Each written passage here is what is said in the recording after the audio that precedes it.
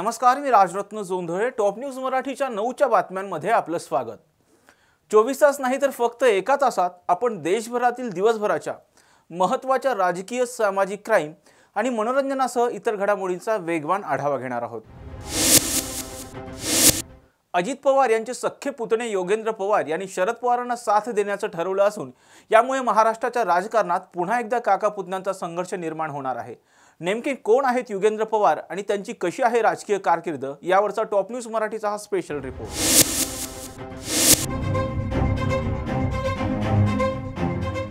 अजित पवार यांच्या भाजपासोबत जाण्याने राष्ट्रवादीत दोन गट पडले. पर्यायाने पवार कुटुंबावरही याचे परिणाम जाणवू लागले. याच पार्श्वभूमीवर आता पवार कुटुंबात पुन्हा एकदा काका पुतण्यांचा संघर्ष निर्माण होण्याची दाट शक्यता आहे. कारण अजित पवार यांचे सख्खे पुतणे योगेंद्र पवार यांनी काकांऐवजी आजोबांना साथ देण्याचं ठरवलंय. उद्योजक असणारे योगेंद्र पवार हे आता राजकारणात येणार असल्याची चर्चा सुरू झाली आहे. बारामतीत आणि आजूबाजूच्या परिसरातील तरुणांनी राजकारण आणि उद्योगात पुढे यावं यासाठी ते प्रयत्नशील असतात. पाहुयात कोण आहेत योगेंद्र पवार ग्राफिक्सच्या माध्यमातून.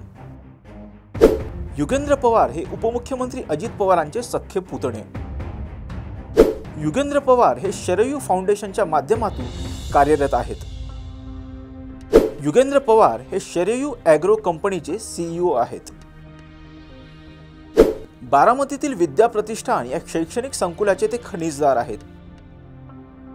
योगेंद्र पवार हे बारामती कुस्तीगीर परिषदेचे अध्यक्ष आहेत. शिरूर लोकसभा मतदारसंघावर अजित पवार गटाच्या विलास लांडे यांनी दावा सांगितला असून यामुळे महायुतीमध्ये संघर्ष निर्माण होण्याची दाट शक्यता निर्माण झाली आहे.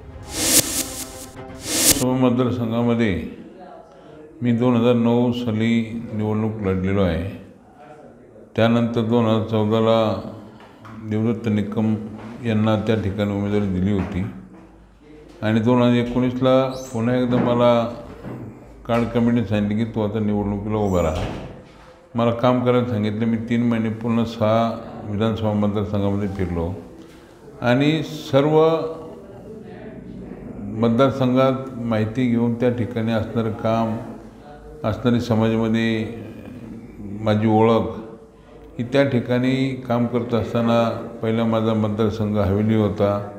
त्यामध्ये वाघोली किंवा नगर रोड, सोलापूर रोड असे अनेक त्या ठिकाणी माझ्या मतदारसंघातले माझे सहकारी मित्र होते आणि 4 वेळा विधानसभा लढलो. पिंपरी महानगरपालिकेचा महापौर म्हणून अनेक प्रकल्प काम करत असताना अनेक प्रकल्प उभे केले आणि त्याकरता की या परिसरामध्ये महायुतीचं असल्यामुळे अजितदादांच्या नेतृत्वाखाली मी काम करणारे कार्यकर्ते एक निष्ठ आहे.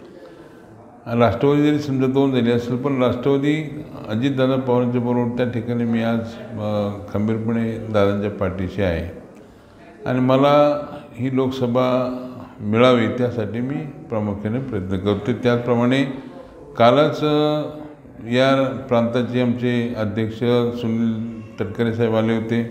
त्यावेळेस पिंपरी चिंचवड शहर जिल्हा राष्ट्रवादी काँग्रेस पक्षाचे अध्यक्ष अजित गव्हाणे त्यांच्या सर्व सहकार्याने सुद्धा एक मुखी ठराव पास केला की पिंपरी चिंचवड शहरातून या शिरूर लोकसभा मतदारसंघामध्ये विलास लांडे यांना उमेदवारी द्यावी असं त्या ठिकाणी सुद्धा सांगण्यात आलेलं आहे. नाही, त्याच्यावरती त्यांना देवघरामध्ये ठेवलं तर वडिलांच्या नंतर वडिला समान त्या ठिकाणी मी त्यांच्याकडे पाहतो आहे आणि पाहत राहणार आहे. काय अशी हे नाही की निवडणूक ही निवडणुकीची पार्श्वभूमी वेगळी आणि एक जी निष्ठा, प्रामाणिकपणा किंवा एक आमच्या वडिलांनी दिलेला जो मार्ग आहे तो मार्ग त्या ठिकाणी प्रामाणिकपणे तो आखलेला आहे. त्यामुळे त्यांची पूजा ती मी कायम करणारा कार्यकर्ता आहे. सुरत येथील प्रसिद्ध मॉडेल तानिया सिंहने आत्महत्या करून आपल्या आयुष्याचा शेवट केलाय.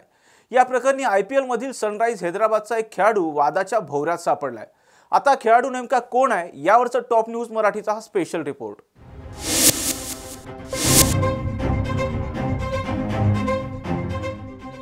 मॉडेल तानिया सिंहने 20 फेब्रुवारी 2024 रोजी आपल्या राहत्या घरी आत्महत्या केली आहे. तानिया गेल्या 2 वर्षापासून फॅशन डिझायनिंग आणि मॉडेलिंग या क्षेत्रात शिक्षण घेत होती. तिने नेमके कोणत्या कारणामुळे आत्महत्या केली हे अद्याप समोर आलेले नाही. पोलीस याचा तपास करत आहेत. मात्र तपासादरम्यान तानियाचा फोन चेक करण्यात आला. त्यावेळी IPL स्टार अभिषेक शर्माने मॉडेल तानिया सिंहला शेवटचा कॉल केल्याचे आढळून आले। त्यामुळे पोलीस सध्या अभिषेकची चौकशी करत आहेत। प्रेम प्रकरणामुळे तान्याने आत्महत्या केली असल्याचा संशय पोलिसांकडून व्यक्त करण्यात येत आहे। यामुळे अभिषेक शर्माच्या अडचणीत वाढ होण्याची शक्यता आहे।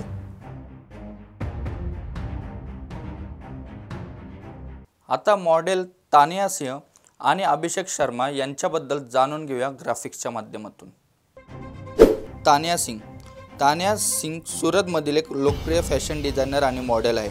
इंस्टाग्रामवर तिचे 10,000 पेक्षा अधिक फॉलोअर्स आहेत। इंस्टा बायोमध्ये तिने डिस्क जॉकी, मेकअप आर्टिस्ट आणि मॉडेल असे लिहिले आहे। तिने वयाच्या 28व्या वर्षी आत्महत्या केली। अभिषेक शर्मा IPLमध्ये सनराइज हैदराबाद टीमचा खेळाडू आहे। ऑलराऊंडर अशी त्याची ओळख आहे। IPLमध्ये त्याने आपल्या खेळीने सगळ्यांनाच प्रभावित केले आहे। IPLच्या 47 सामन्यात त्याने 137.38च्या सरासरीने 893 धावा केल्या आहेत। जरांगे पाटील यांनी पुन्हा एकदा आंदोलनाची हाक दिली असून याबाबत अंतरवाली सराटीमधील मराठा बांधवांना काय वाटतं याबाबतीत टॉप न्यूज मराठीने आढावा घेतलाय। मनोज जरांगे पाटील यांनी आज मराठा समाजाची बैठक आयोजित करण्यात आली होती। या बैठकीमध्ये राज्याच्या कानेकोपऱ्यातून मराठा समाज मोठ्या संख्येने उपस्थित झालेला आहे। कारण काल जो राज्य सरकारने जो एक निर्णय घेतलेला 10% आरक्षणाचा, मात्र जरांगे पाटील या निर्णयावरती नाराज आहेत किंवा त्यांना तो निर्णय मान्य नाही आहे। त्यांचं म्हणणं आहे की जो सगळे सोयऱ्याचा जो निर्णय आहे त्यानुसारच अंमलबजावणी झाली पाहिजे। त्यासाठी त्यांनी आज मराठा समाजाची बैठक घेतली होती व मराठा समाजासोबत त्यांनी काही मागणे जे काही त्यांचे म्हणणे होते ते म्हणणे मांडलेले आहेत। आपण माझ्यासोबत जे मराठा बांधव त्यांना विचारूया की नेमके त्यांनी जे मुद्दे उपस्थित केले होते त्याबद्दल तुमचं काय मत आहे, मला सांगा काय मत आहे तुमचं। निश्चितच सर्वप्रथम या सरकारने जे आम्हाला दिलेलं आहे 10%चं आरक्षण ते आम्हाला सर्वप्रथम मान्य नाही आहे।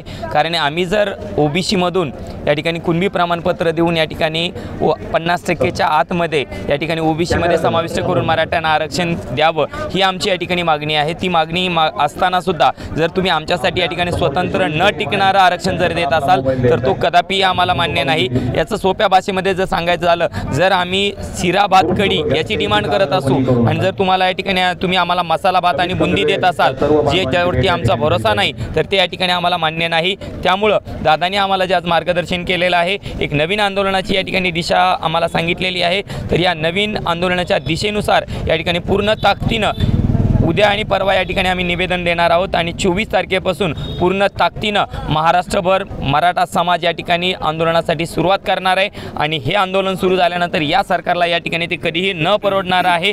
कारण तुमच्या माहितीसाठी सांगतो, सरकारला आम्हाला गृहीत धरण्याचं काम करत आहे। सरकारला वाटत असेल की जसा जसा वेळ पुढे जाईल तसा तसा मराठा समाजामध्ये फूट पडेल, त्यांच्यामध्ये असणारी ताकद कमी होईल, परंतु सरकारने कृपया मराठ्यांना या ठिकाणी हलक्यात घेऊ नये।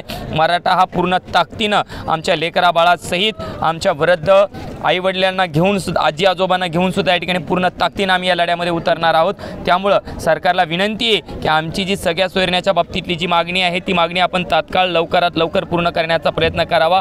कोणालाच नाही, ऑलरेडी आम्ही या ठिकाणी OBC मध्ये आहोत, त्यामुळे कोणाला धक्का लागन न लागन याच्या नादामध्ये या ठिकाणी मराठ्यांसोबत या ठिकाणी कृपया आपण पंगा घेऊ नये, नाहीतर या ठिकाणी याचे परिणाम तुम्हाला इलेक्शनची तर गोष्ट वेगळी आहे, पण इलेक्शनच्या अगोदर सुद्धा या ठिकाणी तुम्हाला परिणाम भोगावे लागतील। तुम्हाला या ठिकाणी गावागावामध्ये जाता येणार नाही, रस्त्यावरती सुद्धा फिरता येणार नाही। एवढ्या यांचे जे म्हणणं आहे आपण बघितलेलं आहे। माझ्यासोबत आणखी काही बांधव आपण त्यांना विचारू का नेमकं मला सांगा, जे काल जो कायदा पारित झालेला आहे तो त्याच्यावरती तुम्ही खुश आहे का? मंजूर नाही, मंजूर नाही। दादा म्हणतात ते योग्य OBC मधूनच पाहिजे। तुम्हाला आहे का मान्य? तो आता दादाने जे सांगितलं ते आंदोलन होणार आहे 24 तारखेपासून, त्या आंदोलनामध्ये आपण कसे सहभागी होणार? रेग्युलर सहभागी। आपल्या सर्वांची व्यवस्थित भेट यावी। आपण बघू शकता मनोज जरांगे पाटील यांनी 24 तारखेपासून जो रस्ता रोको आंदोलन जे काही त्यांनी जाहीर केलेलं आहे, प्रत्येक गावात प्रत्येक खेड्या गावापासून हे आंदोलन सुरू होणार आहे। मात्र येणाऱ्या काही दिवसामध्ये आपल्याला त्याचे जे काही पडसाद आहेत हे दिसतील। मी संजय, टॉप न्यूज, जालना। बुलेटिनमध्ये घेऊयात एक छोटासा break. Come on guys, hurry up. अरे सुन ना, एक ब्रेक ले लेते हैं। Guys I am telling you, तुम लोगों को सही से ट्रैकिंग नहीं आता, but that's okay, you can learn. रोज का ढक्कन देना। ये रेड वाला है, सही वाला देना। अबे ढक्कन, पहले तो सही पानी पीना।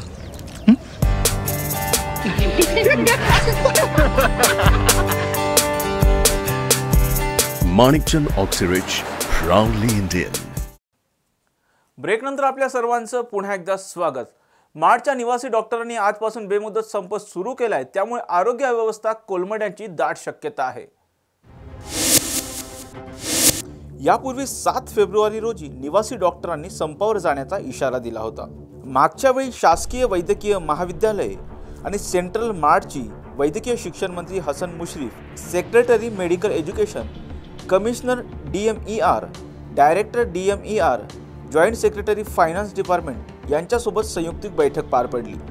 मार्चच्या तिन्ही मागण्या अगदी बरोबर असून त्या लवकरात लवकर पूर्ण करण्याचं आश्वासन हसन मुश्रीफ यांनी दिलं होतं. परंतु फक्त आश्वासन मिळाल्यानं निवासी डॉक्टर संपावर ठाम होते. परंतु उपमुख्यमंत्री अजित पवार यांच्यासोबत झालेल्या बैठकीत अजित पवारांनी आगामी मंत्रिमंडळ बैठकीत निवासी डॉक्टरांच्या मागण्या मान्य करण्याचं आश्वासन दिलं होतं. त्यामुळे निवासी डॉक्टरांनी संप मागे घेतला होता.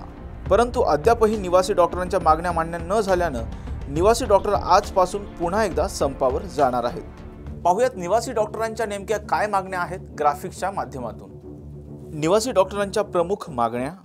निवासी डॉक्टरांना दिलं जाणारं विद्यावेतन हे प्रत्येक महिन्याच्या 10 तारखेपर्यंत त्यांच्या खात्यावर जमा करण्यात यावं. निवासी डॉक्टरांसाठी पुरेशा प्रमाणात हॉस्टेलची व्यवस्था करण्यात यावी. निवासी डॉक्टरांना दिलं जाणारं विद्यावेतन ही केंद्रीय संस्थांमध्ये दिल्या जाणाऱ्या विद्यावेतनाप्रमाणे देण्यात यावं. सांगली जिल्ह्यातील कुपवाड MIDC मध्ये 300 कोटी रुपयाचे ड्रग्ज पुणे पोलिसांनी जप्त केले. पुण्यातून टेम्पोमधून काही पिशव्या सांगलीतील कुपवाडमध्ये आल्याची माहिती पुणे अन्वेषण विभागाला मिळाली. त्या आधारावर सांगलीतील कुपवाड MIDC मधून 140 किलो MD ड्रग्ज जप्त करण्यात आला असून त्याची आंतरराष्ट्रीय बाजारात 280 ते 300 कोटी रुपये किंमत आहे. पुणे शहर, शिरूर, दिल्ली त्यानंतर कुपवाडमध्ये पुणे क्राईम ब्रँचने ही कारवाई केली आहे. या कारवाईत आयुब मकानदार आणि अन्य दोघांना पोलिसांनी अटक केली आहे. काही दिवसांपूर्वी कुपवाड MIDC मध्ये केटामिनवर कारवाई करण्यात आली होती.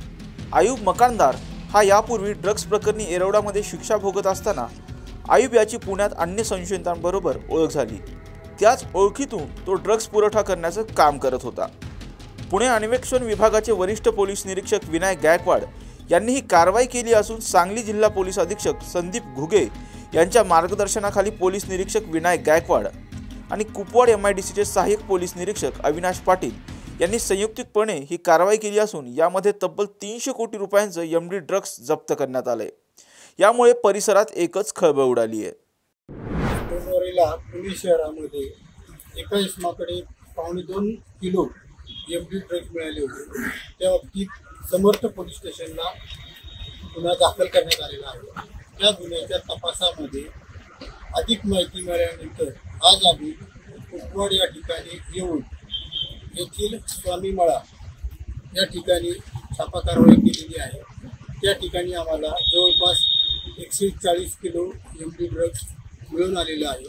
त्याची आंतरराष्ट्रीय बाजारामध्ये किंमत 280 कोटी ते 300 कोटीपर्यंत आहे. या बाबतीत आम्ही एकूण 3 जणांना ताब्यात घेतलेलं आहे आणि त्यांच्याकडे चौकशी सुरू आहे. अधिक तपास चालू आहे. महाराष्ट्राच्या राजकारणात पुन्हा एकदा मनसे भाजपा युतीची चर्चा सुरू झाली असून या युतीमुळे राजकारणात कोणाला फायदा होणार आणि कोणाला नुकसान यावरचा टॉप न्यूज मराठीचं हे सहज सोपं विश्लेषण. नमस्कार, मी संकेत देशपांडे. टॉप न्यूज मराठीच्या सहज सोपं विश्लेषण या खास कार्यक्रमामध्ये आपलं स्वागत. आजचा आपला विषय आहे मनसे भाजपा युतीची राजकीय वर्तुळात चर्चा. मनसे भाजपा एकत्र आल्यास कोणाला होणार फायदा तर कोणाचं होणार नुकसान. 19 फेब्रुवारी 2024ला शिवतीर्थावर भाजपाचे आमदार आणि मुंबईचे भाजपा अध्यक्ष आशिष शेलार यांनी मनसे अध्यक्ष राज ठाकरे यांची भेट घेतली. ही भेट घेत असताना तब्बल 1 तास राज ठाकरे आणि आशिष शेलार यांच्यामध्ये जी आहे ती भेट झाली, चर्चा झाली आणि आगामी लोकसभा निवडणुकांच्या पार्श्वभूमीवर मनसे भाजपा एकत्र येणार का या चर्चांना पुन्हा एकदा उधाण आल्याचं पाहायला मिळालं. कारण 18 तारखेपर्यंत भाजपाचं जे आहे ते राष्ट्रीय अधिवेशन भारत मंडपम नवी दिल्ली या ठिकाणी पार पडलं. याच्यामध्ये लोकसभा निवडणुकांच्या अनुषंगाने पंतप्रधान नरेंद्र मोदी, केंद्रीय गृहमंत्री अमित शाह, राष्ट्रीय अध्यक्ष JP नड्डा यांच्यासह प्रमुख नेते जे आहेत त्यांनी भाजपाच्या कार्यकर्त्यांना जे आहे ते मार्गदर्शन केलं आणि यानंतर 18 तारखेनंतर राष्ट्रीय अधिवेशन पार पडतं आणि 19 फेब्रुवारीला आशिष शेलार हे शिवतीर्थावर जातात, मनसे अध्यक्ष राज ठाकरे यांची भेट घेतात. त्यामुळं राज्याच्या राजकारणात पुन्हा नवी युती तयार होते की काय अशा चर्चा ज्या आहेत त्या सुरू झाल्याचं आपल्याला पाहायला मिळालं. आणि आशिष शेलार शिवतीर्थावरून बाहेर पडतात तर त्याच्या दुसऱ्या दिवशी 20 फेब्रुवारीला धन्यवाद देवेंद्रजी या कार्यक्रमाच्या निमित्तानं मनसे नेते भाजपाच्या व्यासपीठावर दिसतात. त्याच्यामध्ये बाळा नांदगावकर, शिशिर शिंदे जे आहेत ते धन्यवाद देवेंद्रजी कार्यक्रमाला उपस्थिती लावतात आणि बाळा नांदगावकर या व्यासपीठावर असं विधान करतात की मुंबईच्या हितासाठी, मुंबईच्या विकासासाठी जे आहे ते आम्ही सर्वजण एकत्र आहोत आणि त्यामुळं मनसे भाजपा युती जी आहे ती राज्याच्या राजकारणात होणार का अशा चर्चांना यामुळं कुठंतरी पुन्हा एकदा चर्चा सुरू होतात आणि जोर जे आहेत ते ह्या चर्चा पकडताना आपल्याला पाहायला मिळतात. आपण जर एकंदरीत इतिहास पाहिला तर 9 मार्च 2006ला महाराष्ट्र नवनिर्माण सेनेची स्थापना झाली. जगाला हेवा वाटेल असा महाराष्ट्र घडवायचा आहे असं म्हणत राज ठाकरे यांनी महाराष्ट्र नवनिर्माण सेनेची घोषणा केली. ही घोषणा करत असताना मनसेचा झंझावात जो आहे तो जोरदार सुरू झाल्याचं आपल्याला पाहायला मिळालं. पहिल्याच विधानसभा निवडणुकीमध्ये म्हणजे मनसेची स्थापना 2006ला आणि 2009ला महाराष्ट्र विधानसभेची जी निवडणूक झाली त्या पहिल्याच निवडणुकीमध्ये महाराष्ट्र नवनिर्माण सेनेचे पहिल्या फटक्यात 13 आमदार जे आहेत ते निवडून आले. त्याच्यामध्ये बाळा नांदगावकर होते, नितीन सरदेसाई होते, प्रवीण दरेकर होते, अशी अनेक नावं जी आहेत ती या निमित्तानं सांगता येतील. अगदी हर्षवर्धन पाटील सुद्धा हर्षवर्धन जाधव सुद्धा कन्नड सोयगावचे त्यांचाही यामध्ये समावेश जो आहे तो असल्याचं पाहायला मिळालं होतं. आणि यानंतर नाशिक महानगरपालिकेमध्ये सुद्धा 2012ला महाराष्ट्र नवनिर्माण सेनेची जी आहे ती सत्ता आल्याचं पाहायला मिळालं होतं. पुणे महानगरपालिकेत 29 नगरसेवक निवडून येत महाराष्ट्र नवनिर्माण सेनेचा विरोधी पक्ष नेता जो आहे तो पुणे महानगरपालिकेत पाहायला मिळाला होता. मात्र त्यानंतर मनसेला कुठेतरी उतरती कळा जी आहे ते लागल्याचं पाहायला मिळालं आणि जिथे 13 आमदार निवडून येत होते त्याऐवजी एकच आमदार जुन्नरला शरद सोनवणेंच्या रूपाने 2014ला निवडून आला. नाशिक महानगरपालिकेतली महाराष्ट्र नवनिर्माण सेनेची जी आहे ती सत्ता गेली.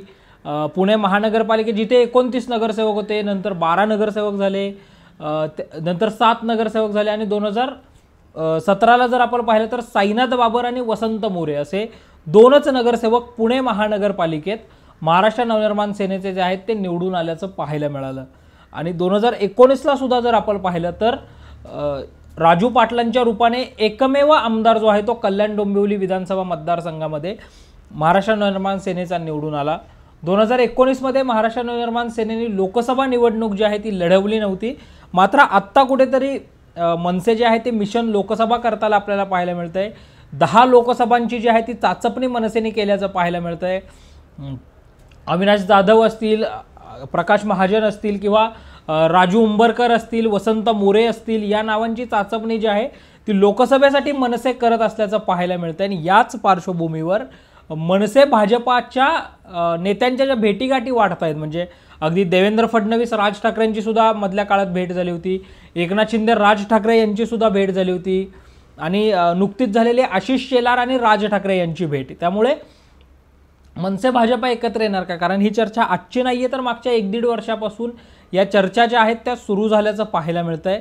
आणि वेळोवेळी जे आहे ते दोन्ही नेते सकारात्मक असल्याचं पाहायला मिळतं आहे. म्हणजे नुकतंच एका वृत्तवाहिनीला जेव्हा आशिष शेलार यांनी मुलाखत दिली त्यावेळी आशिष शेलार असं म्हणाले की आमच्या भेटीमध्ये राजकीय चर्चा किती झाली हे मी माध्यमांसमोर आत्ता सांगणार नाही, मात्र राजकीय चर्चा झालीच नाही असं देखील मी म्हणणार नाही. त्यामुळं भविष्य काळामध्ये जर आम्ही एकत्र आलो म्हणजे त्यांनी एक सूचक विधान देखील त्या वृत्तवाहिनीवर बोलताना केलं की आत्ता 3 पक्ष आहेत म्हणजे भारतीय जनता पक्ष आहे, दादांची राष्ट्रवादी महायुतीमध्ये आहे आणि शिंदेंची शिवसेना जी आहे ती महायुतीमध्ये आहे. मात्र जर भविष्यामध्ये 4था पक्ष आला तर आम्ही 4ही एकत्र येऊन लोकसभा आणि विधानसभा निवडणुकांचा फॉर्म्युला जाहीर करू असं आशिष शेलार म्हणाल्याचं पाहायला मिळालं. त्यामुळं भविष्यात मनसे भाजपा एकत्र येणार का या चर्चा ज्या आहेत त्या जोर पकडताना आपल्याला पाहायला मिळत आहेत.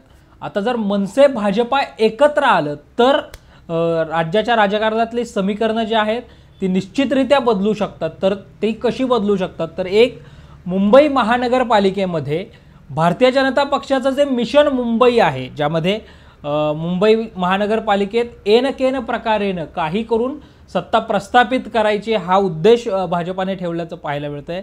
मग JP नड्डा यांचा देखील दौरे जे आहेत ते मुंबईमध्ये सातत्याने होताना पाहायला मिळाले.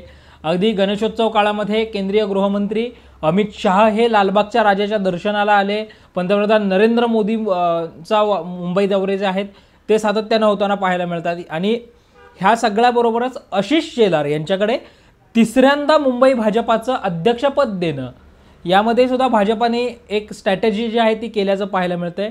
मुंबईची नाळ माहीत असणारा मराठी चेहरा म्हणून आशिष शेलार यांची ओळख आहे.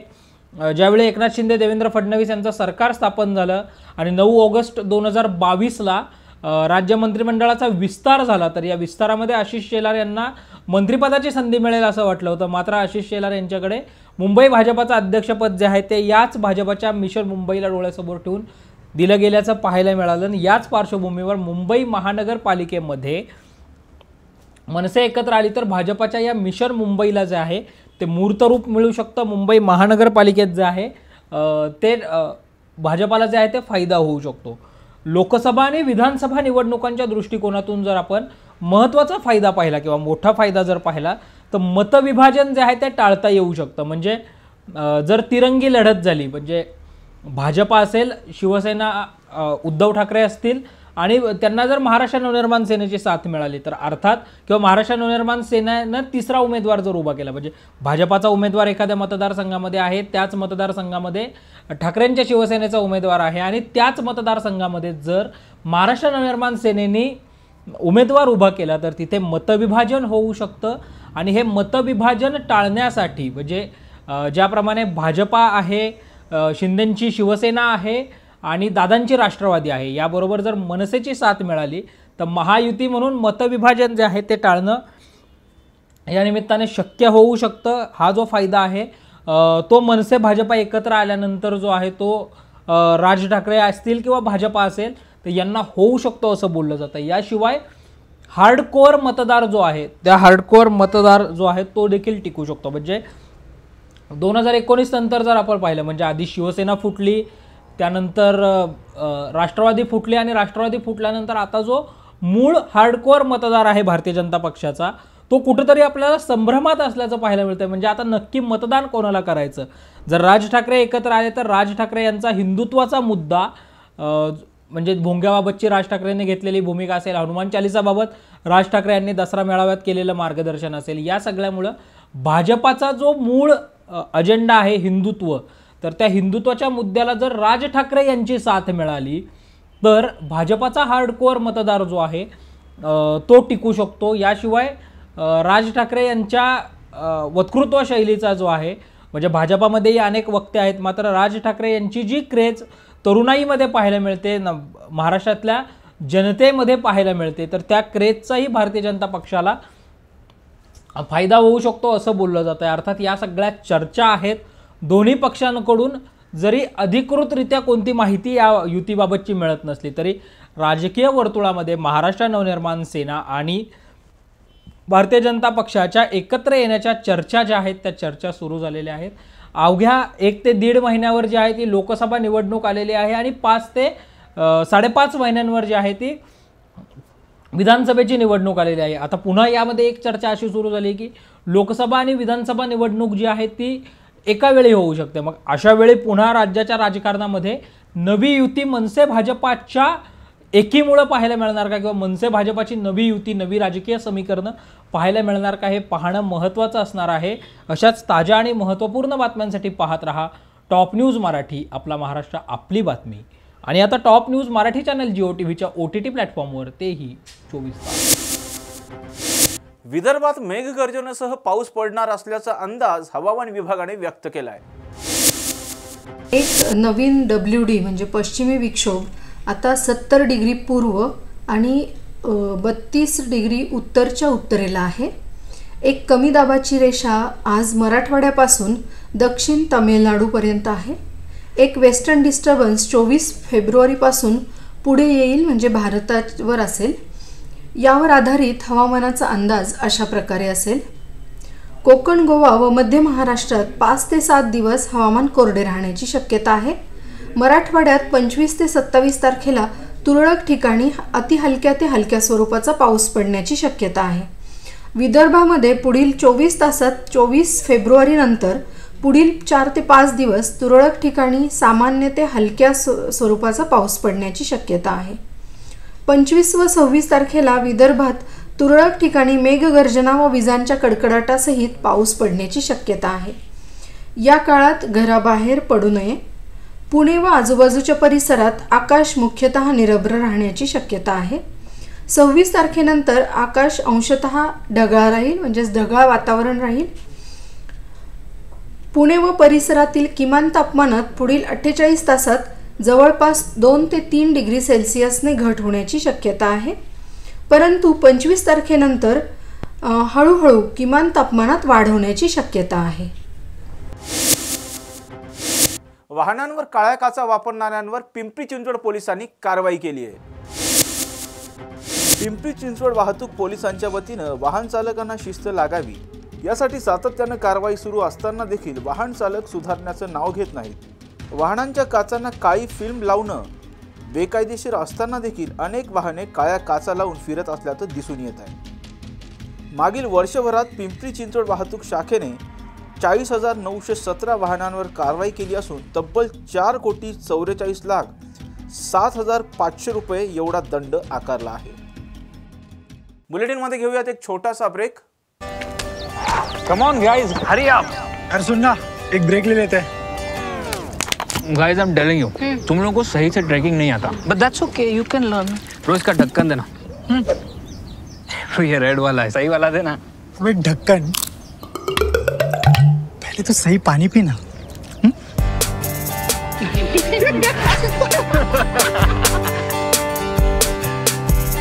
Manikchand Oxyrich, proudly Indian. Break नंतर आपल्या सर्वांचं पुन्हा एकदा स्वागत. मनोज जरांगे पाटील यांच्या आंदोलनामागे शरद पवारांचा हात असल्याची टीका मनोज जरांगे पाटलांच्या एकेकाळच्या सहकारी संगीता वानखेडे यांनी केली आहे. मनोज जरांगे पाटील मागच्या अनेक दिवसापासून महाराष्ट्राला सुपरिचित झालेलं नाव आहे. मराठा आरक्षणासाठी लढा उभारत अंतरवाली सराटीपासून मुंबईपर्यंत आंदोलन करण्याचा प्रयत्न देखील मनोज जरांगे पाटील यांनी केला आणि 26 जानेवारीला वाशीमध्ये सगळे सोयऱ्यांच्या अनुषंगाने जी अधिसूचना निघाली ती अधिसूचना ची अंमलबजावणी हवी म्हणून मनोज जरांगे पाटील पुन्हा 10 तारखेपासून जे आहेत त्या आंदोलनाला बसल्याचं आपल्याला पाहायला मिळालं नाही. मात्र मनोज जरांगे पाटील यांच्या या आंदोलनामध्ये उपोषणामध्ये आता फूट पडताना पाहायला मिळते. कालच अजय महाराज बारसकर यांनी जरांगे पाटलांवर आरोप केले आणि काल संध्याकाळी संगीताताई वानखेडे यांनी देखील माध्यमांसमोर येत आपली भूमिका जी आहे ती मांडण्याचा प्रयत्न केला. आपल्यासोबत स्वतः संगीताताई आहेत. ताई, तुमचं स्वागत आहे.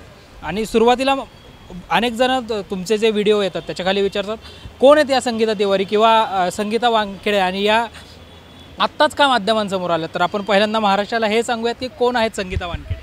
संगीता वानखेडे ही फार सर्वसामान्य घरामध्ये जन्माला आलेली एका शेतकऱ्याची मुलगी आहे आणि कुठेतरी तिच्यावर अन्याय झाला म्हणून ती या चळवळीला जोडलेली आहे. सो मी सामाजिक कार्यकर्ते आहे. ज्या ठिकाणी अन्याय होईल त्या ठिकाणी प्रतिकार करण्याचं काम मी करते. त्या अन्यायग्रस्त माणसाला न्याय देण्याचं काम मी करते, मग तो कुठल्याही जाती धर्माचा असू दे. आता जी लोक विचारतायत कोण संगीता वानखेडे, त्याच लोकांनी ज्या वेळेला अंतरावली सराटीमध्ये सभा घ्यायची होती त्यावेळेला माझ्या भाषणाच्या क्लिप याच लोकांनी व्हायरल केलेल्या. संगीता वानखेडे कोण आहे अखंड महाराष्ट्राला माहिती आहे, तुम्हालाही माहिती आहे. मी कधी मीडियासमोर आली नाही आहे, मला कधी त्याची हेही नाही आहे की मला मीडिया पुढे येण्यासाठी मी काहीतरी करते. माझे जे काही फेसबुक आणि यूट्यूब आहे हे चॅनल माझे भरभक्कम आहे. याच्यातनं मला माझे विचार मी समाजापर्यंत मांडण्याचं काम मी करते, दररोज करते, सातत्याने करते. जिथं चूक मला कुठं दिसत असेल त्या ठिकाणी मी माझा विरोध मांडते म्हणजे मांडते. ही संगीता वानखेडे आहे. जे विचारतायत ना कोण आहे हे त्यांनाही माहिती आहे संगीता वानखेडे कोण आहे, पण मला काय फार हे नाही आहे, या गोष्टीचं दुःख नाही आहे. मी कोण आहे त्याला माहिती नाही किंवा मला माहिती करून द्यायची त्या गोष्टीला नाही आहे. मी सर्वसामान्य घरातली बाई आहे आणि ज्या वेळेला कुठं चुकीच्या गोष्टी घडतील त्या ठिकाणी मी मात्र प्रामुख्याने माझी भूमिका मांडत असते. काय आक्षेप आहे ताई तुमचा मनोज जरांगे पाटलांना? मनोज जरांगे पाटलांनी आरक्षण मिळालं तरी गोंधळ चालूच ठेवलेला आहे. तो एक नाही का काहीतरी चर्चेत राहण्यासाठी स्टंटबाजी करून समाजाला वेठीस धरण्याचं काम या माणसाचं चालू आहे. समाजाची दिशाभूल करण्याचं काम हा माणूस करत आहे. आणि सगळं काही मिळालं तरीसुद्धा गोंधळ घालायचा आहे. गोंधळ घालून ज्या माणसाने याला उभं केलं आहे त्या माणसाचं जे काही ध्येय आहे ते त्या माणसाला ध्येय प्राप्त करून द्यायचं आहे मनोज जरांगेला, जेणेकरून मनोज जरांगे लोकांच्या डोक्यातनं गेला नाही पाहिजे. म्हणून चर्चेला विषय म्हणून मनोज जरांगे असा गोंधळ घालू नये का सतत मराठा आरक्षण मिळाले, मराठ्यांना आरक्षण मिळाले, कुणबी नोंदी सापडतात त्यांना ओबीसीमधनं पण आरक्षण मिळतंय, तरीसुद्धा गोंधळ चालूच आहे या माणसाचा. याचं कारण काय? अगोदरही बऱ्याच गोष्टी प्रामुख्याने लक्षात आल्या होत्या की हा कुणाचा प्यादा आहे, कुणाच्या सांगण्याहून हा माणूस हे गोंधळ घालतोय. हे म्हणजे ज्या काय सातत्याने गोष्टी घडत होत्या कॅमेरासमोर त्याच्यातनं निदर्शनात येत होतं. कारण चळवळीचा भाग मी पण आहे, चळवळीमध्ये मीही काम केलेलं आहे. आणि समाजासाठी काम करणारा माणूस, समाजाच्या भल्यासाठी काम करणारा माणूस कधीही समाजाला डावलून त्याचे स्वतःचे मतं मांडत नसतो. हा स्वतःचे म्हणजे हा ज्याचं कोणाचा हा आहे प्यादा हा त्याचे मतं समाजासमोर मांडत असतो, मीडियासमोर मांडत असतो. बाकी हा समाजासाठी काहीही करत नाही. ह्याचं सगळं काही जर पहिल्यापासून तुम्ही बघत गेलात ह्याच्या भूमिका सातत्याने बदलत आहेत. का बरं? हा भूमिकेवर ठाम का नाही? पहिलं बोलला काय तर फक्त मराठवाड्यापुरत्या कुणबी नोंदी, त्याच्यापुरतं मी बसलेलो आहे मराठवाड्याला, कुणबी नोंदी कुणब्यांमधनं आरक्षण द्यावा, कुणबी नोंदी त्यांच्या मराठ्यांना देण्यात यावा. त्याच्यानंतर काय? सरसकट आरक्षण देण्यात यावं. त्याच्यानंतर काय? सगळे सोयरे कायदा पारित करावा. काय वारंवार तुमच्या भूमिका का बदलतायत? कारण काय?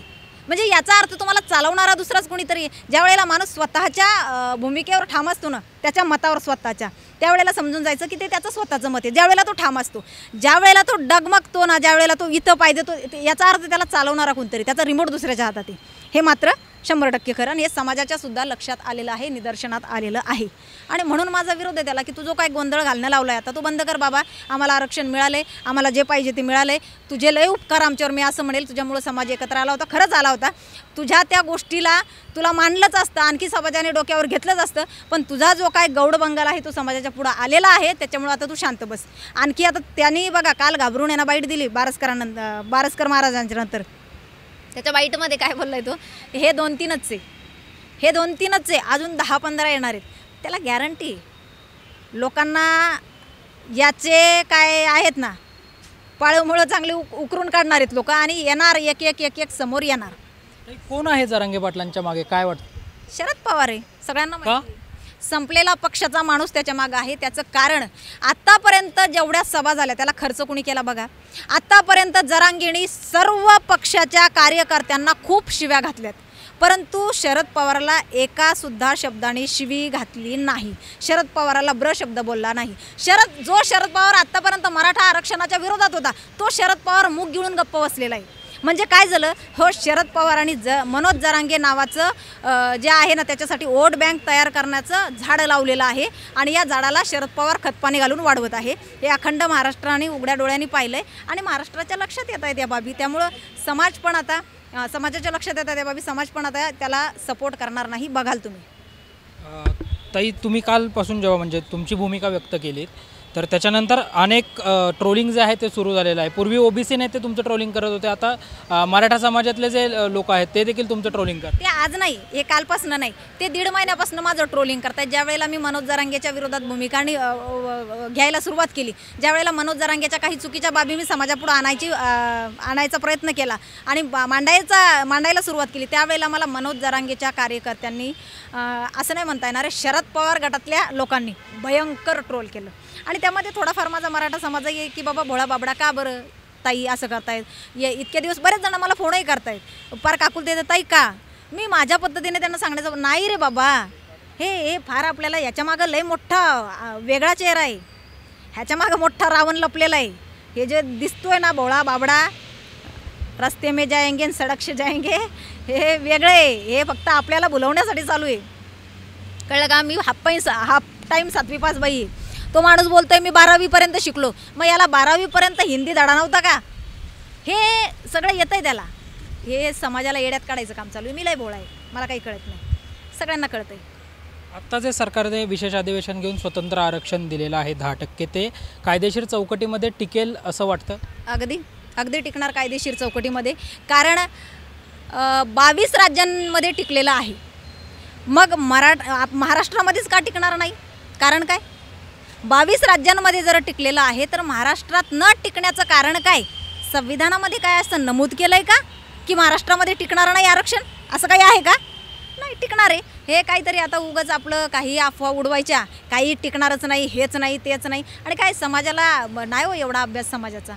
त्यामुळं भोळा बाबडा समाज आहे मराठा समाज, आणि तो आपला नाही बाबा यांनी जर आंदोलन उभं केलं होतं हे जर म्हणतात म्हणल्यावर टिकणारच नाही. काही वर्ग पण जो सुशिक्षित वर्ग आहे, ज्यांच्या या गोष्टी प्रामुख्याने लक्षात आलेला आहे की आपल्याला भेटलेलं आहे आरक्षण, त्यामुळं ते लोक नाहीच आता त्याच्यासोबत जोडल्याच जाणार नाही. अगदी एक शेवटचा प्रश्न की तुम्ही न्यायालयात देखील जाणार आहात, तर ते नेमकं प्रकरण काय आहे, कशा संदर्भात न्यायालयात? मी ज्या वेळेला याच्या विरोधात मध्ये भूमिका घेतली त्यावेळेला मला इतकं भयंकररित्या ट्रोल करण्यात येतं आहे, इतकं गलिच्छ शिव्या देण्यात, फार गलिच्छ शिव्या देण्यात येत आहेत मला, फार गलिच्छ. माझ्या पर्सनल बाबी काही काढण्यात येत आहेत, माझ्या पर्सनल गोष्टी काही मीडियावर ज्या असेल नसेल त्या गोष्टी मांडण्यात येत आहेत. ह्या कुणाला संविधानाने अधिकार दिला नाही आहे तुम्हाला, आणि संविधानाप्रमाणे मला अभिव्यक्ती स्वातंत्र्य पण आहे, मग मी माझं मत मांडणार आहे. तुम्ही लोक मला तुमची दडपशाही माझ्यावर टाकू शकत नाही, लादू शकत नाही, गप्प मला बसवू शकत नाही. हा सुद्धा गुन्हाच आहे मला गप्प करणं. मी गप्प बसणार नाही. ज्यांनी मला गलिच्छ शिव्या दिल्या त्यांच्यावर गुन्हे दाखल होणार, आणि सगळ्यात वरती नाव मनोज जरांगेचं असणार, कारण हा त्या पोरांना सांगतोय मला जो ट्रोल करेल, मला जो आडव्यात येईल माझ्या, त्याला ट्रोल करायचं. एकंदरीतच त्यामुळे जर आपण पाहिलं तर अधिक आक्रमक शैलीमध्ये संगीताताई वानखेडे ज्या आहेत त्या आपली भूमिका मांडतायत. मनोज जरांगे पाटील यांच्या आंदोलनामागे शरदचंद्र पवार यांचा हात आहे असा स्पष्टपणे गंभीर आरोप जो आहे तो संगीता वानखेडे यांनी केल्याचं पाहायला मिळतंय. पियुष येरवडेकरसह संकेत देशपांडे, टॉप न्यूज मराठी, पुणे. पुणे पोलिसांनी मिशन ड्रग फ्री पुणे ही मोहीम हाती घेतली असून या विषयांवर पुणे पोलीस आयुक्त अमितेश कुमार यांनी काय सांगितले पाहूया. बरोबर आहे. जे पूर्वी जे ऑपरेशन सुरू होता त्यामध्ये ती ऑपरेशन सगळे म्हणजे दिल्लीचे जी काही सीजर झाली होती त्याचे फायनल पंचनामा होऊन ते माल कन्साइनमेंट इथे रवाना करण्यात आलेली आहे. त्याचबरोबर सांगलीचे पण ऑपरेशन संपलेली आहे. पुण्याची या अगोदरच जे कुरकुम येथील होती ती पण ऑलरेडी संपलेली आहे. आता यामध्ये आरोपी जे काही आहे त्यांना ट्रान्झिट रिमांडवर घेण्यात आलेली आहे आणि दिल्लीवरून ते आरोपी आणण्याची प्रक्रिया पण सुरू आहे. ते जे काही मॅन्डेटरी BCAS वगैरेचे परमिशन्स आहेत ते घेऊन आरोपी आज येतील. त्यांचे पुढील इंटरोगेशन सुरू राहतील. जे काही सेंट्रल एजन्सीज या विषयाचे आहेत त्यांचे पण इंटरोगेशनमध्ये त्यांचे पण मदत घेण्यात येत आहे आणि इतर जे काही लिंकेजेस आहेत ते शोधण्याचे प्रयत्न सुरू आहे. काही आरोपी फरार आहेत त्यांचे शोधण्यासाठी पण सध्या 7-8 देशाचे वेगवेगळे भागात 7-8 टीम्स तिथे प्रीपोजिशन करण्यात आलेली आहे आणि ते आरोपी अटक करण्यासाठी आम्ही प्रयत्नशील आहोत. आता जी या गोष्टीमध्ये या प्रकरणात जे तपासामध्ये जे काही सप्लाय चेनमध्ये काही होलसेल सप्लाय चेन होता आणि काही रिटेल सप्लाय चेन होता. आता होलसेल सप्लाय चेनवर आतापर्यंत आमची जास्ती लक्ष होती.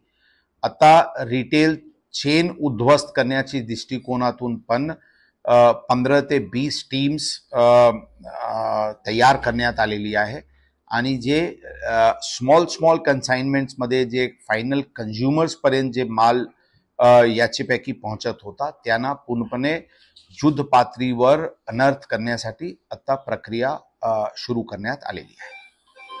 या प्रकरणामध्ये तपास युद्ध पातळीवर कंप्लीट करून याचे स्पेशल काउन्सिल ॲडव्होकेट्स नेमून या केसला फास्ट ट्रॅकमध्ये कन्व्हिक्शन कसे करता येईल त्यासाठी पण नियोजन सुरू करण्यात आले. किती सीजर आहे आतापर्यंत सगळ्या ठिकाणाहून किती किलोचं सीजर झालंय आणि त्याची अप्रॉक्सिमेट अमाउंट किती आहे?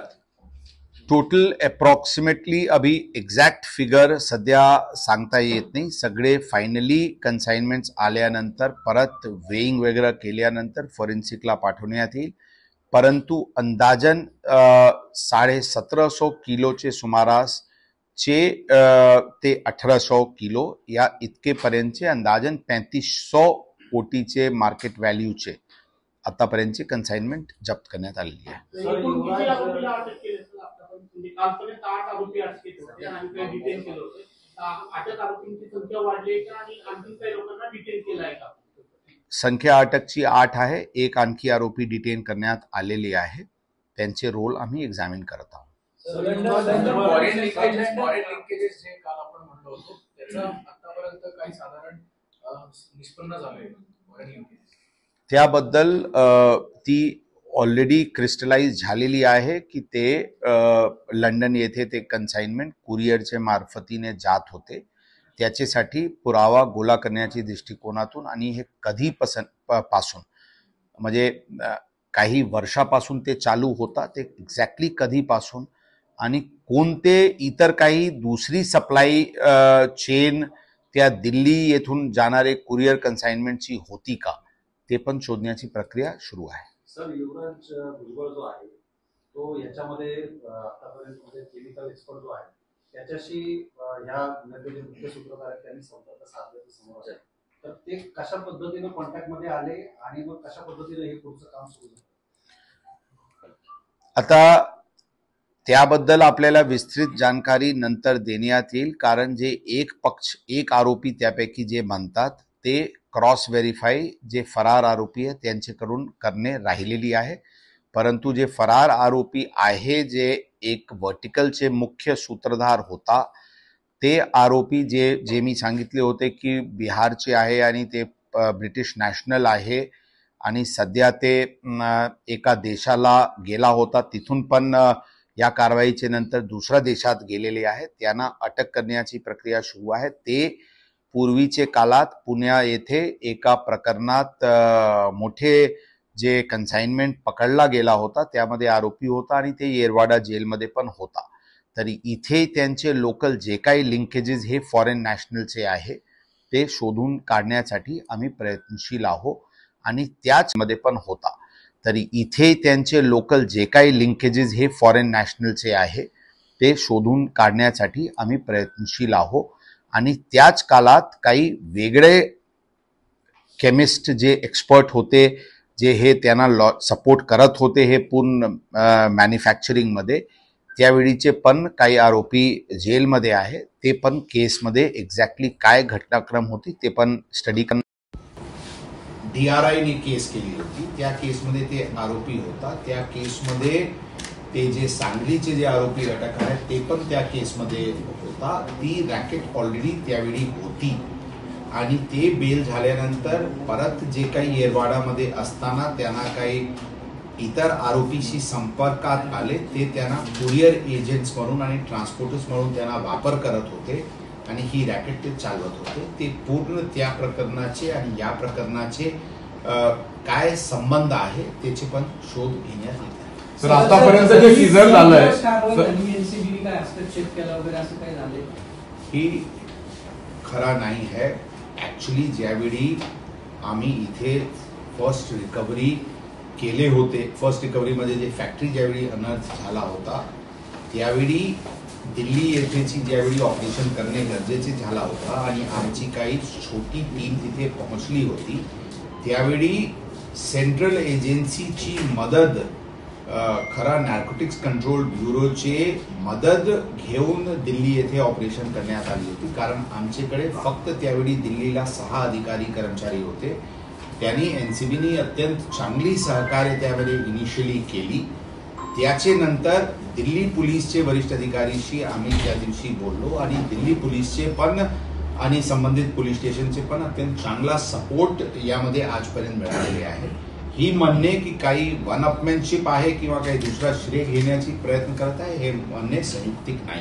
सर, आतापर्यंत जे सीझर झालं, आतापर्यंत जे कन्साइनमेंट म्हणजे रिकव्हरी आणि सीझर झालं त्यावरून लक्षात येतं की प्रोडक्शन हब आणि सप्लाय, प्रोडक्शन अँड सप्लाय महाराष्ट्रातून मोठ्या प्रमाणावरती होतो. तर महाराष्ट्र किंवा हे जे काही ठिकाण आहे ते केवळ प्रोडक्शन हब म्हणता येईल का कन्झम्पशन हब बनायच्या मार्गावर होती? कारण रिटेलमध्ये किती याचं जे 2 भाग होता, जर सांगायचे असतील तर जे 55 किलो इकडेचे गोडाऊनमध्ये भेटला होता ती रिटेल सप्लायसाठी होता. जे बाकी जे दिल्ली वगैरे येथे गेले त्याचे काही पार्ट रिटेल आणि काही पार्ट बल्क सप्लायसाठी होता. आता आम्ही बल्क सप्लायचे ऑलमोस्ट म्हणजे पोहोचले, ऑलमोस्ट अनर्थ केले अशा वाटते. तरी पण काही आणखी पॅरलल्स आहे का ती आम्ही तपासत आहे. आता रिटेलचे पूर्ण सप्लाय चेनवर आम्ही लक्ष केंद्रित केलेले आहे आणि राज्याचे वेगवेगळे भागात जिथे हे कार्यरत असतील आणि त्यांचे लिंकेज असतील ते आम्ही शोधून काढतो. अशा काही गोष्टी समोर आल्या. सगळ्याचा भाषा आहे कुठे जरी या रॅकेटमध्ये हवालाचं पण सस्पिशियस आहे. हवाला रॅकेटिंगमध्ये अशा गोष्टीवर सध्याची स्थितीत कमेंट करणे संयुक्तिक नाही. सर, आतापर्यंत ह्या कुरकुम एमआयडीसी ही केलेली तिसरी कारवाई आहे. औद्योगिक विकास महामंडळ असेल, प्रदूषण नियंत्रण महामंडळ असेल, त्याचबरोबर एफडीए असेल, अन्न औषध प्रशासन, या सर्व ज्या इतर संस्था आहेत त्यांच्याशी आपण काय पत्रव्यवहार केलेला आहे का? त्यांना याबद्दल काही माहिती दिली आहे का? कारण की तितकी जिम्मेदारी या लोकांची आहे. त्या ठिकाणी काय या सर्व प्रकरणात सगळे जे कन्सर्न एजन्सीज आहेत त्यांना कॉन्फिडन्समध्ये आणि कोऑर्डिनेशनमध्ये घेण्यात आलेली आहे. इनिशियल स्ट्राईक आमची टीम केली, ते गोपनीयताने केली. एक वेळा स्ट्राईक होऊन सीझर झाली तर इतर प्रक्रियामध्ये सर्व संबंधित एजन्सीजला, डिपार्टमेंट्सला कॉन्फिडन्समध्ये घेण्यात आलेली आहे. त्यांचे पथक बोलवण्यात आलेली आहे आणि जे काही पॅरलल ॲक्शन आहे ते सुरू करण्यात आलेली आहे. ऑलरेडी अशा प्रकारचे जे केमिकल फॅक्टरीज आहे ते सध्या परत बारकाईने तपासणी पोलीस स्टेशन स्तरावर होणे गरजेचे आहे अशी सूचना पण निर्गमित करण्यात आलेली आहे. ते एफडीए सोबत आणि एफडीए सोबत पोलीस स्टेशन या भागाचे जे केमिकल फॅक्टरीज आहे किंवा बंद असलेले केमिकल फॅक्टरीज आहे किंवा रेकॉर्डवरचे जे आरोपी. शिरूर लोकसभा मतदारसंघावर अजित पवार गटाने दावा सांगितल्यानंतर माजी खासदार आणि शिवसेना नेते शिवाजीराव आढळराव पाटील यांनी टॉप न्यूज मराठीशी काय प्रतिक्रिया दिली आहे पाहूयात. कामाच्या व्यस्ततेमुळं पाठपुरावा करणं किंवा त्याचा फॉलोअप करणं याला आम्हाला वेळ मिळाला नाही. अधिकारी सुद्धा फारसे काही ते बिझी असल्यामुळं तो विषय मागं पडला होता. एक 4-5 महिन्यापूर्वी प्रधान सचिवाशी चर्चा झाली. त्यांनी हा विषय काढला स्वतःहून. त्याच्यानंतर साहेबांकडे गेलो. साहेबांनी केल्याच्यानंतर सुद्धा अधिकाऱ्यांकडनं खाली वर यायला मंत्रालयातून पेपर, जिल्हाधिकारी आणि पोलीस कमिशनर, SP या सगळ्या प्रक्रियेला वेळ लागला. म्हणून ही नेमणूक आता झाली. तसं त्याला त्याच्या व्यतिरिक्त काही दुसरं कारण नाही. लोकांच्या मनामध्ये जो समज झाला आहे तसंही काही नाही आहे. आणि अशा प्रकारे मुख्यमंत्र्यांनी विश्वास यासाठी टाकलाय हे पद ग्लॅमरसली मोठं जरी नसलं तरी ह्या कामाची व्याप्ती पाहता त्याच्यामध्ये बरंचसं काही चांगलं काम करण्याचा स्कोप आहे. एक चांगली संस्था आहे, कर्मचारी चांगले आहेत, इथं साधनं चांगली आहेत आणि त्या माध्यमातून पंतप्रधानांचा जो ड्रीम प्रोजेक्ट आहे, प्रधानमंत्री आवास योजना, मुख्यमंत्र्यांनी जे स्वप्न पाहिले गोरगरिबांना घरं, स्वस्तात घरं, चांगली घरं आणि पारदर्शक कारभारातून ती उभी राहणारी घरं, हा विषय असल्यामुळं माझ्यावर ही महत्त्वाची जबाबदारी टाकली आणि टाकताना मला सांगितलं की एक चांगलं काम करण्याची संधी आहे. मी नक्कीच त्याचं स्वीकारून आज पदभार स्वीकारलेला आहे. येणाऱ्या काळामध्ये ठीक आहे, कदाचित 15-20 दिवसांनी आचारसंहिता लागेल, पण 1-2 महिन्याची आचारसंहिता संपल्यानंतर पुन्हा एकदा नव्या जोमानं चांगल्या पद्धतीनं कामाला लागून पश्चिम महाराष्ट्रातल्या ज्या 5 जिल्ह्यामध्ये याचं कार्यक्षेत्र आहे त्यामध्ये घराची चांगली बांधणी या ऑर्गनायझेशनच्या माध्यमातून केली जाईल, एवढंच या ठिकाणी आपल्याला सांगावंसं वाटतं.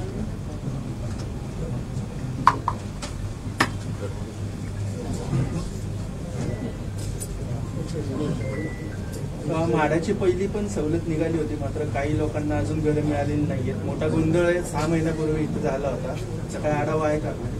मी अजून काही माहिती घेतली नाही. आपल्याबरोबर चर्चा झाल्यानंतर मी खाली जाऊन आम्हाला प्रेझेंटेशन दिलं जाईल.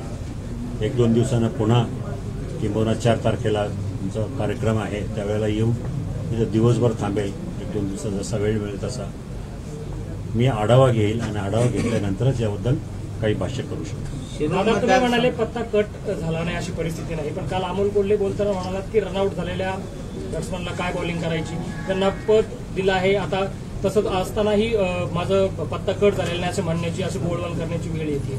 आता अमोल कोल्हेनं ठरवायचं का रनआउट कोणाला करायचं आणि कोणाला उमेदवारी द्यायचं? आमचं आम्ही बघू ना. आमचा पक्ष आहे, आमची महायुती आहे, आम्ही ठरवू. त्याला कुणी अधिकार दिले आमचा आम्ही पाहू ना. त्याचा तसा काही विषय नाही. आणि ज्यांना बोलायची सवय आहे ते बोलत राहतात, असंबंधपणे बोलत राहतात. आता परवा त्याच्यात आदल्या दिवशी तर राहुल काय ते रोहित पवार म्हणाले आता त्यांचं पद मिळालंय, आता ते उभे राहणार नाहीत, चला आमचं टेन्शन गेलं. याच्यावर ओळखा. तसंच याचा विषय आहे.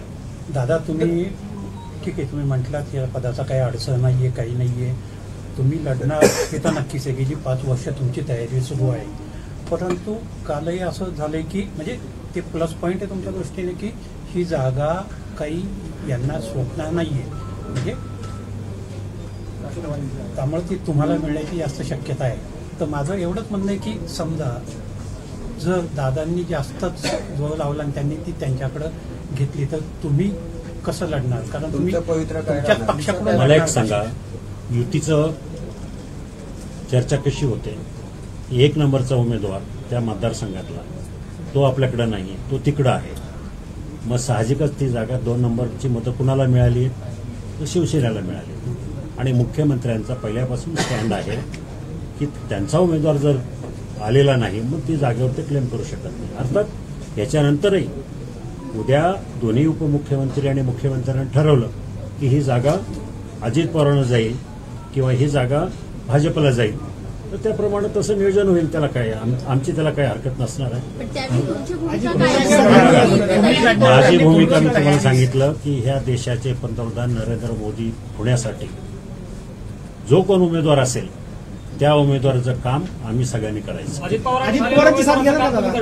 साहजिक आहे, उद्या अजित पवारांनी कुठलाही उमेदवार द्यावा, आम्हाला माझे मुख्यमंत्री जे सांगतील त्या पद्धतीने आम्हाला काम करावंच लागणार आहे.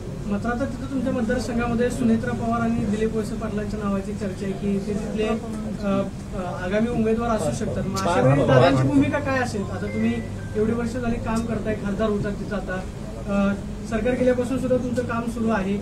काय नेमकं आता पुढची रणनीती असणार आहे? हे बघा, ह्या नुसत्या चर्चा आहेत. सुनेत्रा पवार ताई उभ्या राहतील शिरूरमधून असं काही चित्र दिसत नाही. वळसे पाटील उभे राहतील असंही काही चित्र नाही. पण झालंच तर ठीक आहे ना. जो त्यांच्या पक्षाचा निर्णय आहे आणि माझा निर्णय मी सांगितलाय. मी महाविकास आघाडीचा महायुतीचाच उमेदवार जो असेल त्याचं काम करणार. दादा तुम्ही महायुतीचा असं म्हणताय, तुम्ही मी असेल असं ठामपणे आता सांगत नाही, जे पहिलं सांगायचं तसं काय की मी तिथे उमेदवार असेल. याचा अर्थ मला खात्री आहे की महायुतीमध्ये ही जागा मागच मिळणार आहे. महायुतीमध्ये जागा मिळणार अशी चर्चा आहे. मात्र एक चर्चा अशी पण आहे की तुम्ही राष्ट्रवादीच्या चिन्हावर लढणार आहे तिथं. अजून जागेचा निर्णयच ठरला नाही तर तसं कशी चर्चा आहे? चर्चा करायला काय होतं? नाही ठीक आहे ना. उद्या तिन्ही पक्षानं एकत्रित बसून ठरवलं, जो निर्णय होईल तो.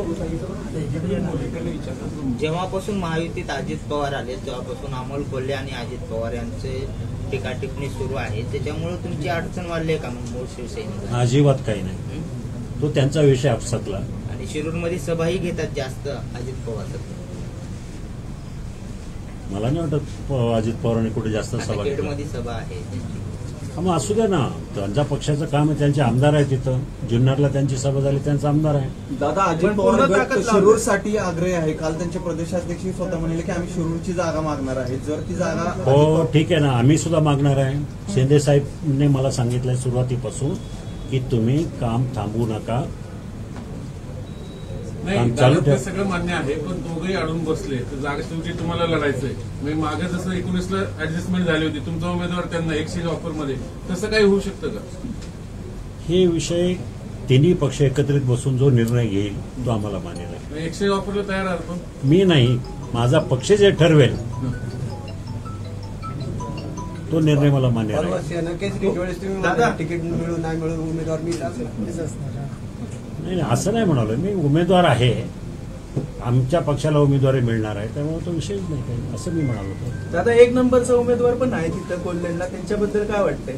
निवडून येणार नाही एवढी तुम्ही खात्री घेताय, म्हणजे काय वाटतंय असं ते येणारच नाही निवडून? आजच्या 9च्या बातम्यांमध्ये इथेच थांबण्याची वेळ झाली. पाहत राहा टॉप न्यूज मराठी. आपला महाराष्ट्र, आपली बातमी.